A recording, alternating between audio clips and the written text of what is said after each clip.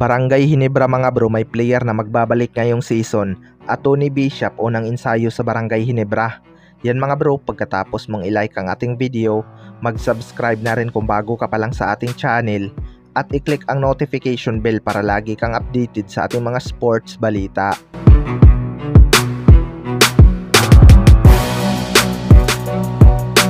So sasandal nga kay Tony Bishop ang Barangay Ginebra ngayong Commissioner's Cup mga bro dahil sa absence ni Justin Brownlee.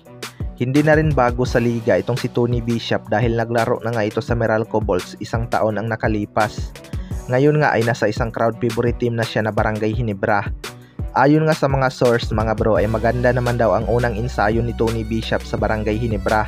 Kapag na-adapt agad nito ang triangle offense ni Coach Tim Cone, panigurado maraming pahihirapan ang Barangay Ginebra dahil fit nga itong si Tony Bishop sa triangle offense. May shooting sa labas at marunong din mamasa mga bro. Kaya abangan na lang natin kung gaano kaganda ang kanilang magiging kampanya with Tony Bishop. Sa kabilang banda naman mga bro, Barangay Ginebra may player na magbabalik ngayong season.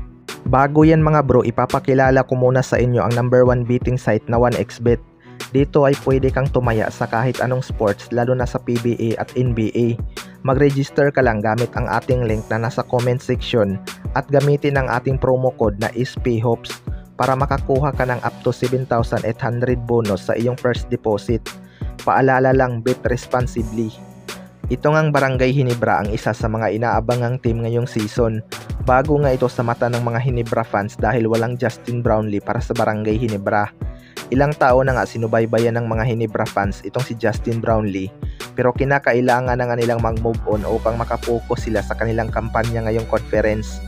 Kahit wala itong si Justin Brownlee mga bro, kumpiyansa pa rin naman sila na madadala ni Tony Bishop ang Barangay Ginebra sa finals or magkampiyon pag nagkataon. Pero inaasahan ngang magbabalik si Justin Brownlee para sa Barangay Ginebra ngayong season, lalo na kapag tagilid si Tony Bishop sa Barangay Ginebra. Pero kapag maganda naman ang kanyang maipapakita, baka tamang suporta lang muna si Justin Brownlee upang hindi maputol ang momentum. Nakadepende pa rin kasi sa magiging resulta ng apila ni Justin Brownlee ang kanyang pagbabalik sa ating liga. Pero may mga pumabor naman na sumubok muna sa ibang import upang makapagpahinga din si Justin Brownlee dahil deserve din naman daw nito magpahinga. Pero gusto nga ng Barangay Ginebra dipinsahan ang kanilang Commissioner's Cup title. Magiging motivation nga sa kanila ang posibleng suspension ni Justin Brownlee.